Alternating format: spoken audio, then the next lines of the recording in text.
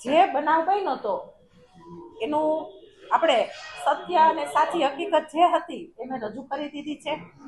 પણ જે કાંઈ આંકડાકીય ભૂલ હોય એ તો સ્વાભાવિક છે, પણ આ મુદ્દો એક સમાજ તરીકે ક્યારેય આપણે લેવો ન જોઈએ, કેમ કે આ વ્યક્તિગત વાડો સમાજનો બની જાય છે.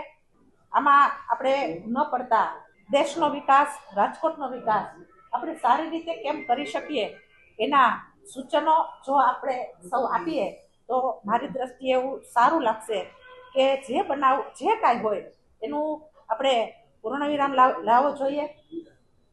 સમાજના છે એ કોઈ પણ સમાજના હોય, એમાં મને કોઈ સમાજની દ્રષ્ટિએ કોઈ ઈરાદાપૂર્વક કાંઈ હોય એવું મને લાગતું નથી.